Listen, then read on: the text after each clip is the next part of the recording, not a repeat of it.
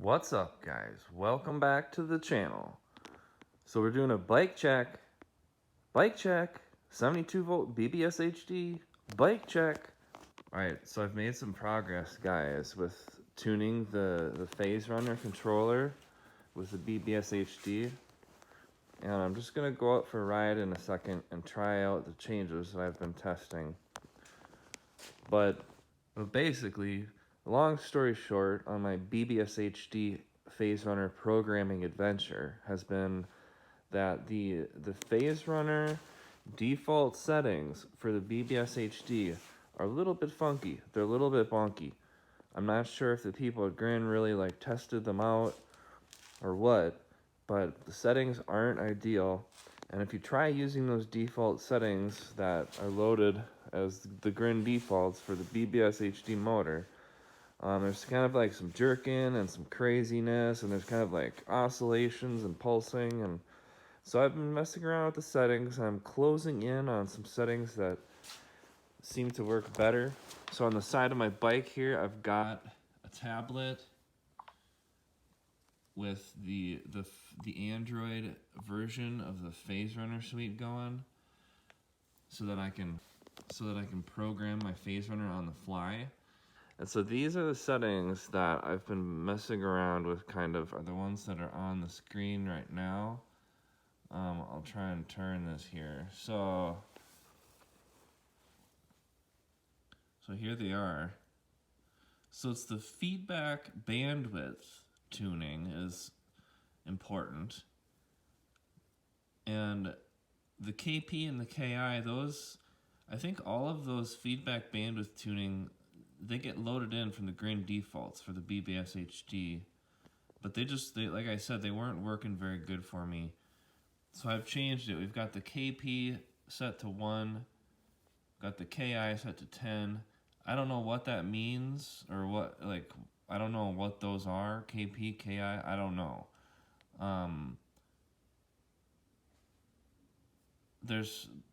When you hover on it, it'll tell you some stuff about it, but it's like, okay, well, translate that to English, and how can I adjust it? So this is what I have right now.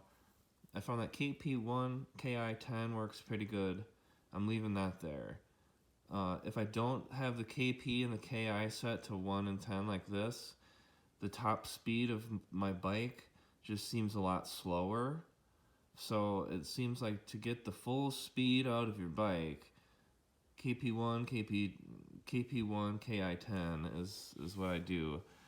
And then the PLL bandwidth and the damping, the defaults will work, but it's kind of noisy, and I think it contributes to the jerking a little bit, this damping. And I found when the PLL bandwidth is lower,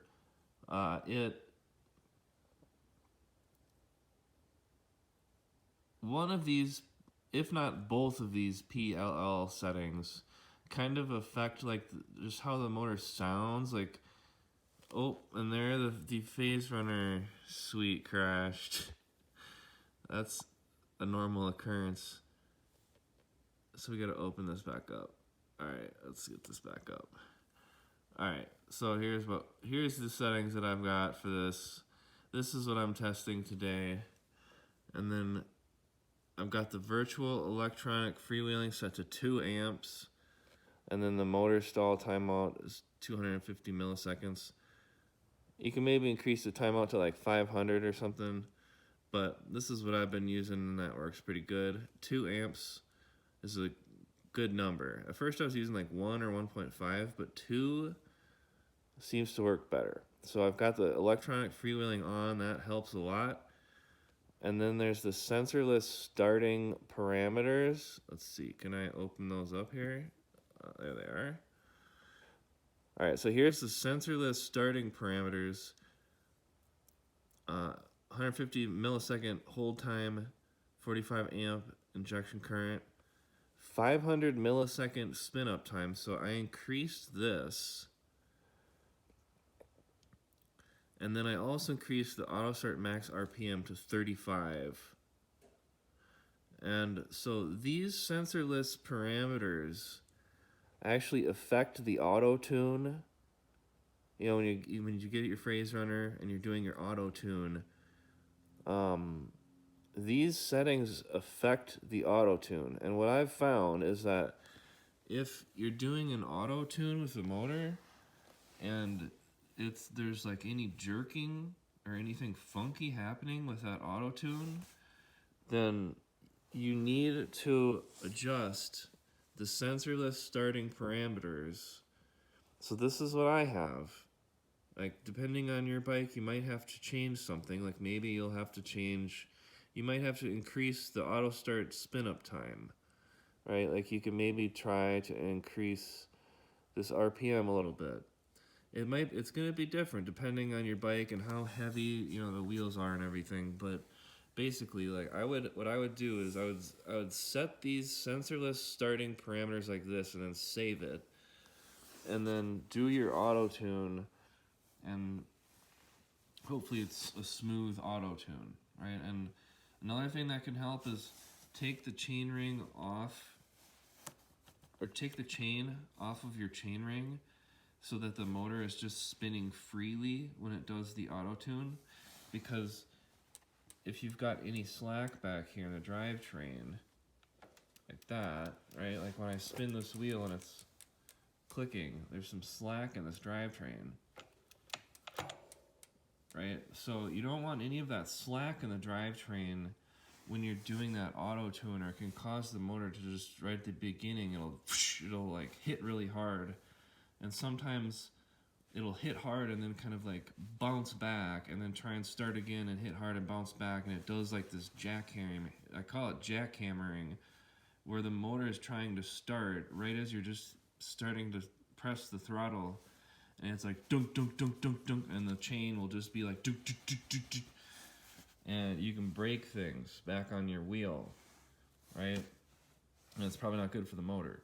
So the Phaserunner app crashed again while I was talking, but as soon as we get back in here, we can go back to our sensorless starting parameters, and that is what we want. Try setting them like just like this, and then do your auto tune, and hopefully it'll start and it'll go smooth and it'll go and run for a minute, and there won't be any like jerkiness or funkiness with your auto tune.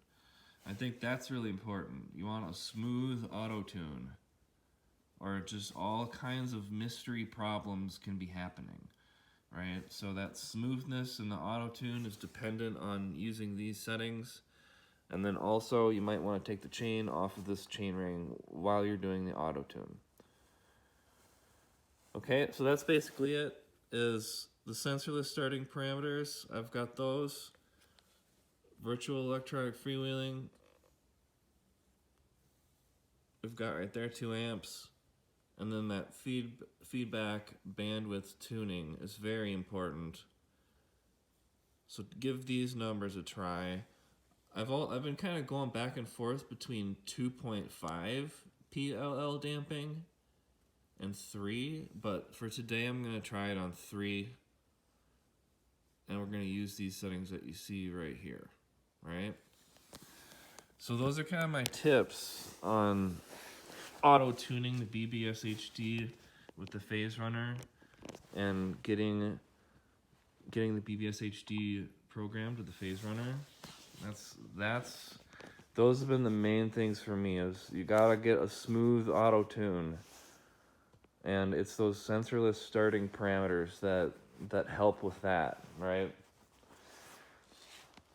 All right, so it's kind of a cloudy, overcast day. It was drizzling earlier, but it's almost 50 degrees out in February in Wisconsin, so it's kind of unheard of.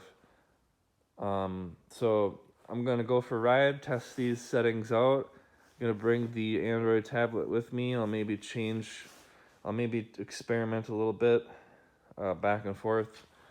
But yeah, that's basically it. And the other thing is, if you're using the Android tablet, don't use the Android tablet to do the auto tune. There's some bug, something like I cannot get the auto tune on the Android version of the Phaserunner suite to work right. So use a laptop, right? You want to use your laptop to do the AutoTune on your Phaserunner, use the computer version of the Phaserunner suite to AutoTune your motor, right? Because the AutoTune on the Android version is a little bit funky. There's some bugs, I think. But then once you get your motor auto-tuned using the computer version, then you can use the Android version just to change individual parameters, and that seems to work fine on the fly, and that can be a convenient way to change parameters as you're riding around, so you don't have to ride around with a computer and stuff.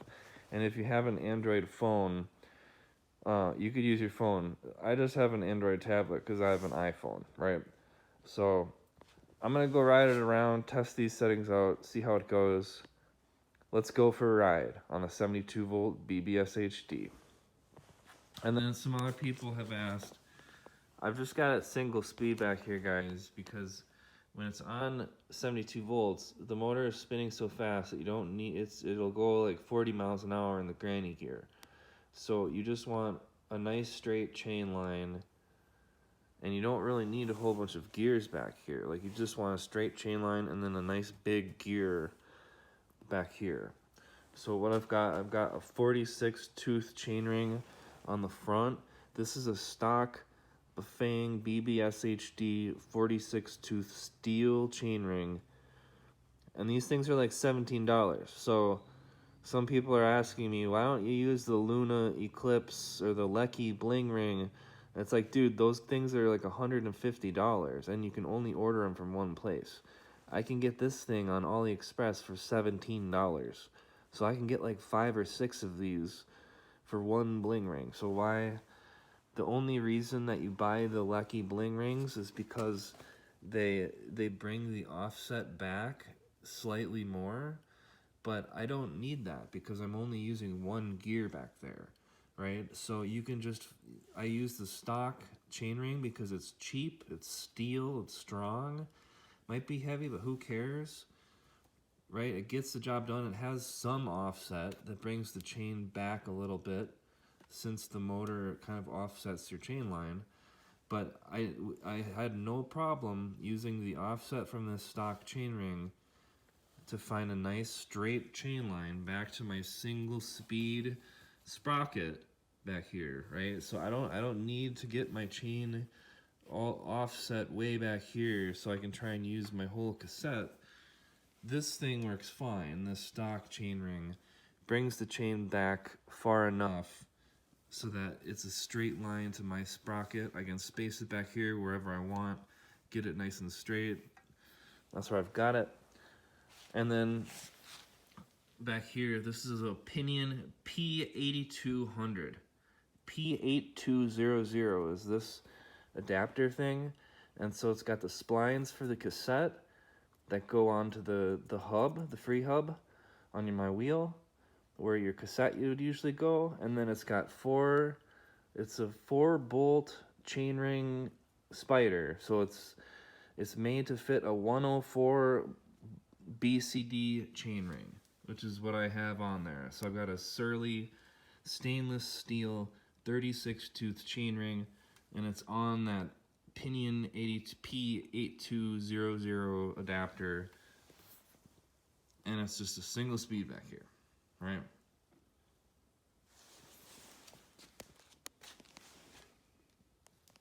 So that's the bike. We got the hookworm tires on there. Let's go for a ride. So I changed my lube that's on my chain. I changed it to wax. And I think the chain tensioner is like a little bit noisier now that I'm using wax. My brake rotor is also a little bit bent, but that'll sort itself right out.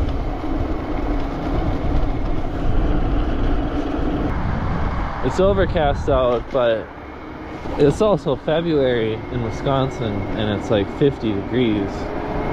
So I can't be too picky. This is incredible.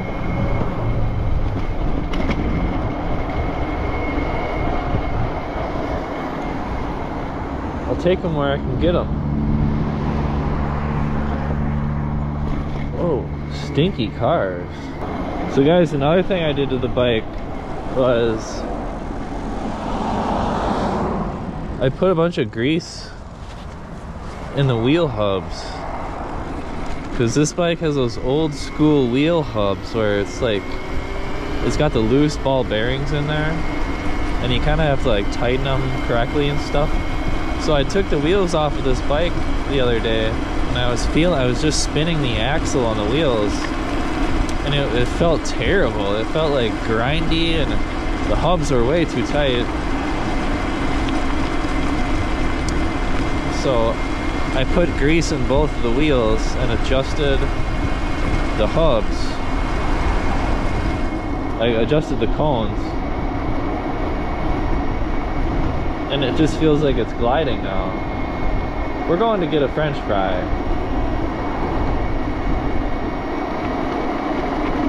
Oh.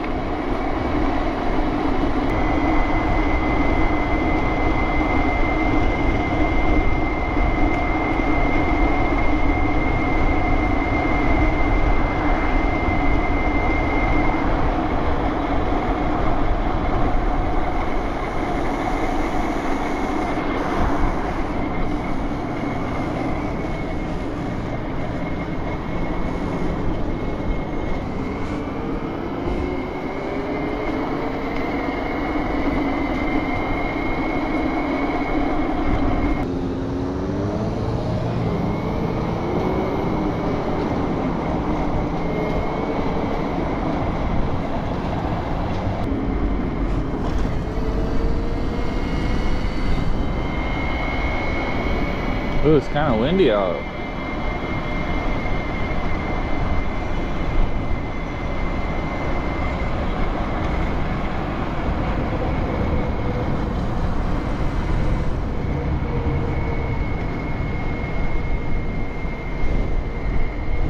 It's actually getting really windy out. Huh.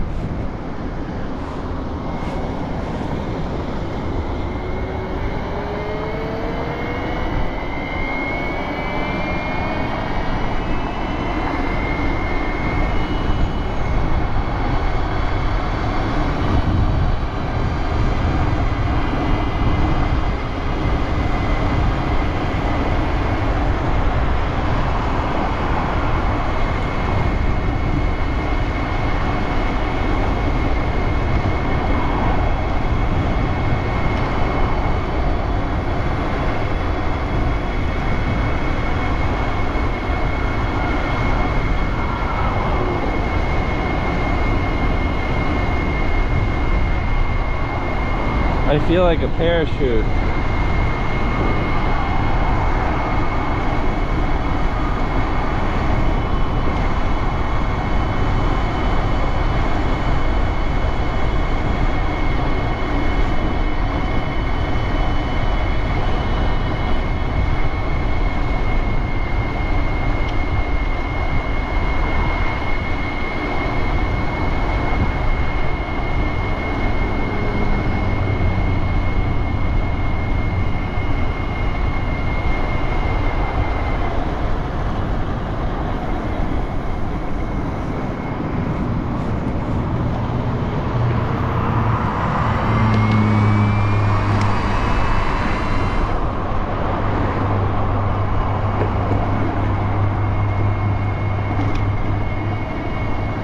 Oh man. Other than that chain tensioner, it's feeling pretty smooth. It sounds pretty quiet.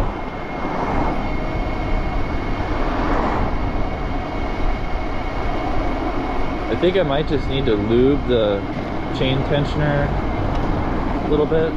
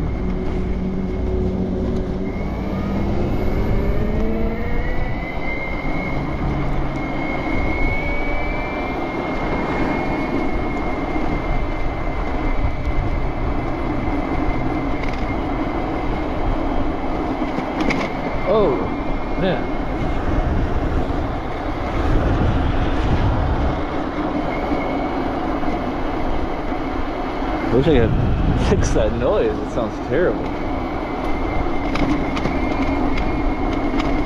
Oh.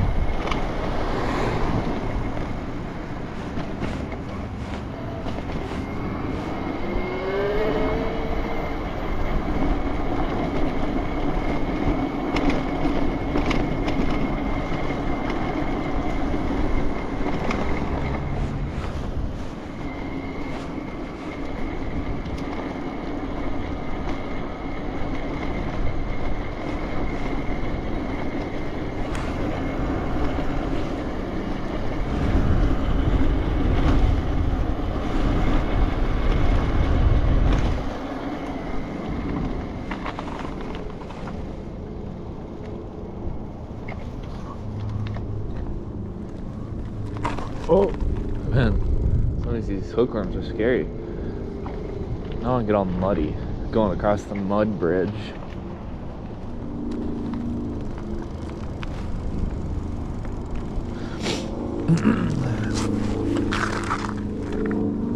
So everything feels pretty good, except for that chain tensioner does not feel good. And it sounds loud.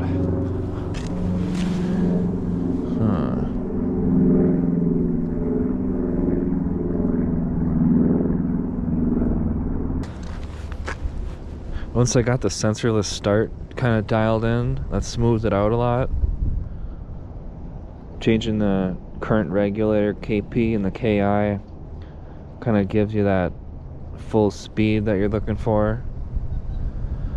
And then I think the current regulator, like the PLL bandwidth and damping, that seems like it kind of smooths out the operation of the motor somehow. But I think that also kind of smoothed out the start a little bit too. So these settings seem to be working pretty good.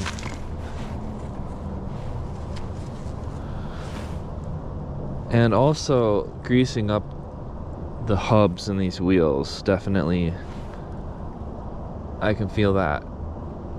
It feels like this bike is just like gliding on top of a cloud now compared to before when the hubs are too tight.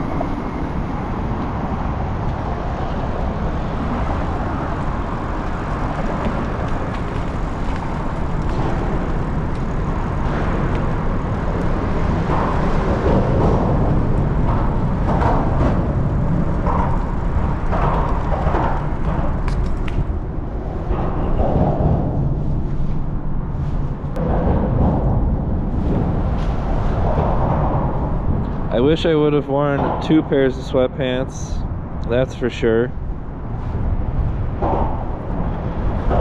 It's kind of interesting, there's like cracks in the ice on the river, and you can see some of the water kind of flowing through there.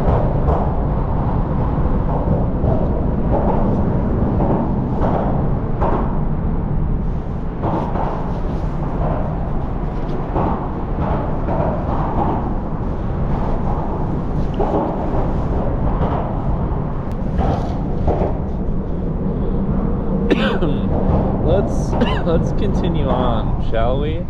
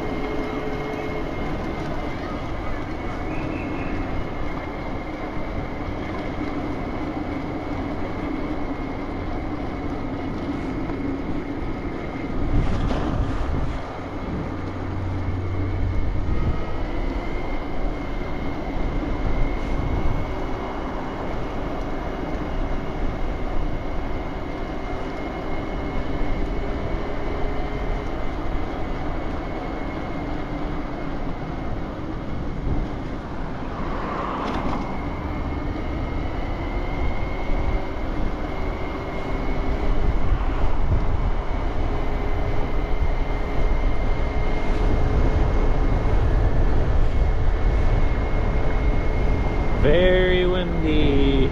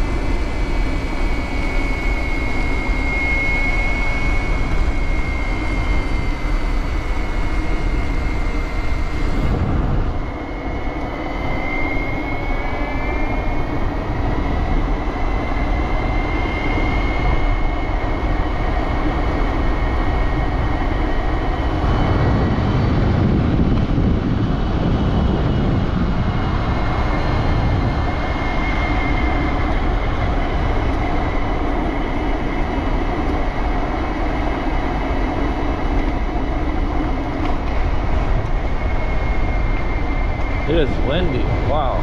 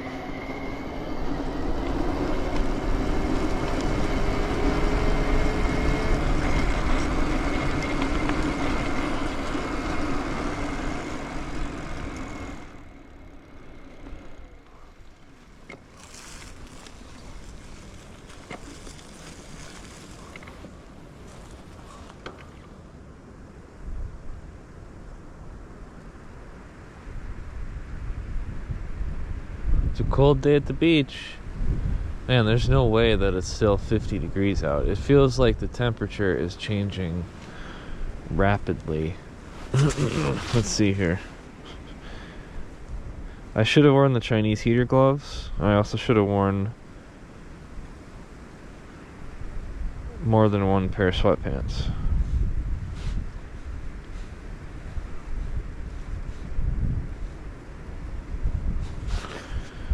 Let's see here.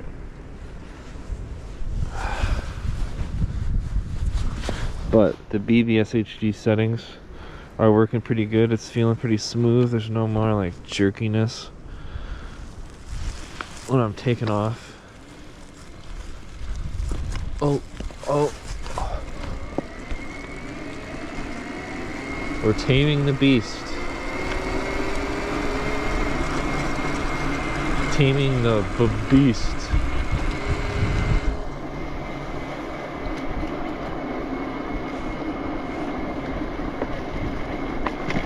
Oh.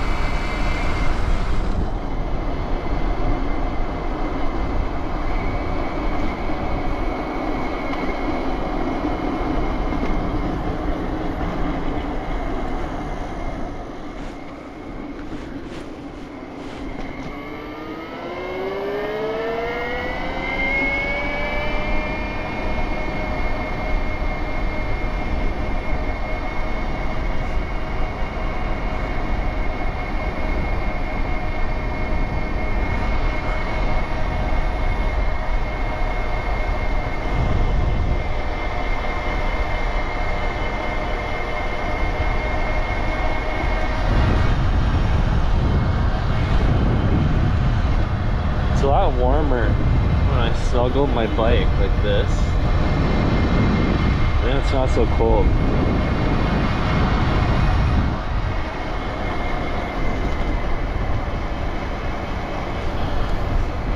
Maybe that's why the roadies do it. It's kind of fun to snuggle your bike.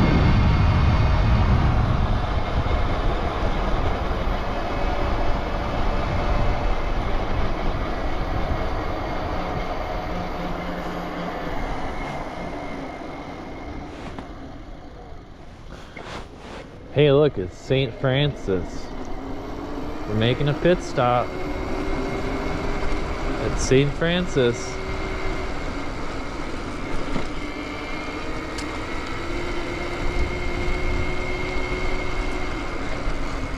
There it is.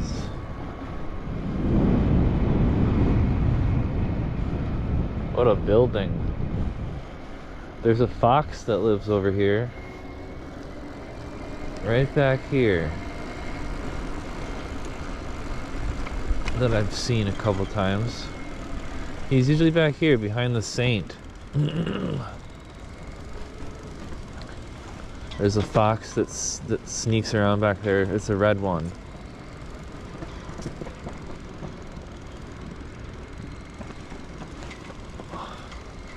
Look at that flag. The wind is blowing to the northwest.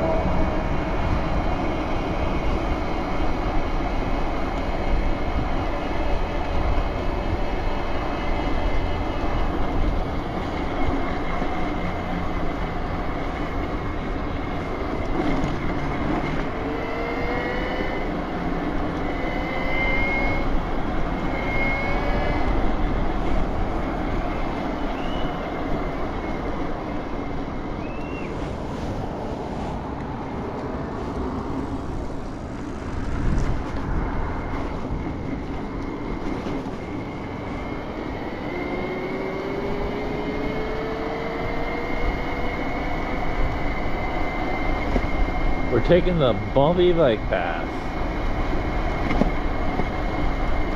Taking it back. For a change of scenery. My fingers are cold. Oh. Oh. Oh.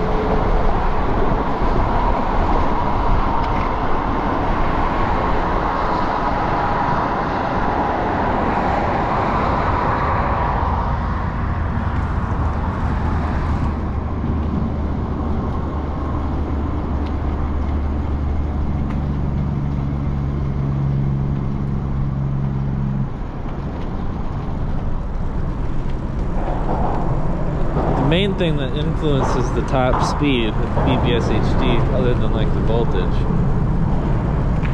is the field weakening amount. I've got 22 amps of field weakening going. seems like it can get up to about 42 miles an hour like that. Now when I went up to 35 amps of field weakening, it got going 46.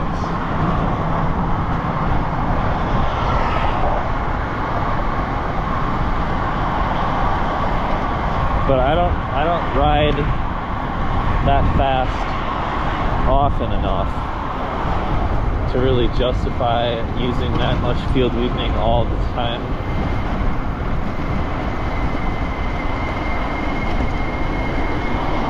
$22 amps is like a good amount. 40 miles an hour is a pretty good speed for a bike like this.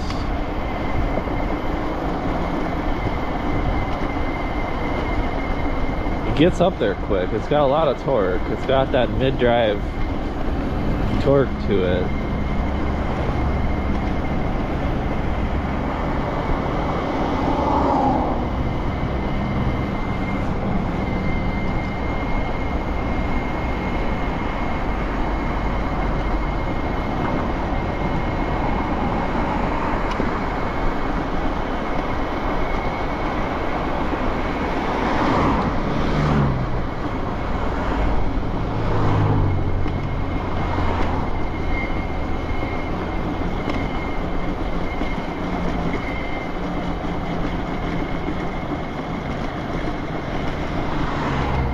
I think I kindly figured out how to smooth it out in the Phaserunner settings. Feels a lot better. I don't know if my chain tensioner got fucked up or what, but it is just making a whole bunch of ruckus down there.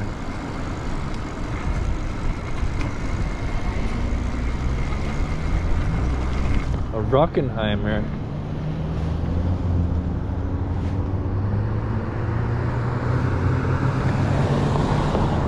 Oh, it's just so smooth. We're not doing any jackhammering.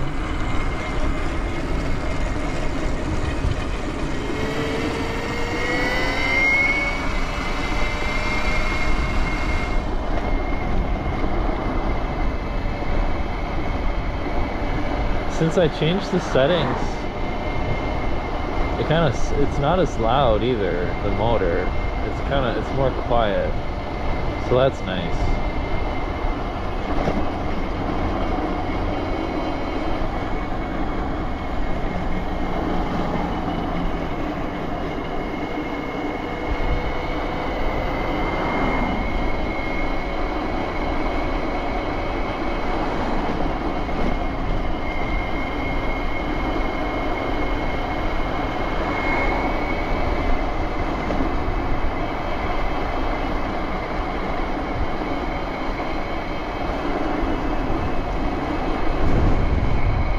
Man, it is getting windy, like it's gonna storm or something. That's crazy. Oh.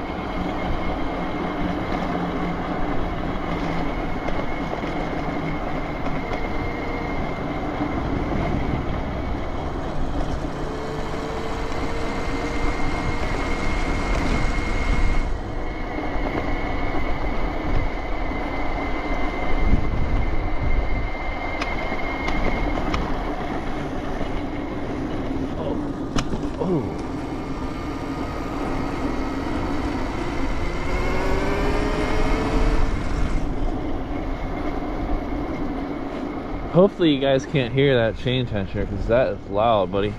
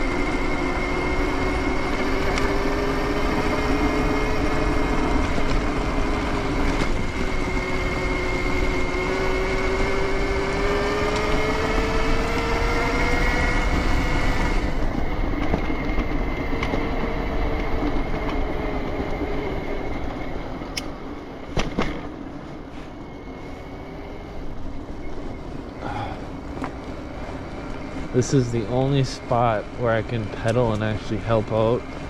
The 72 volt BBSHD is up the biggest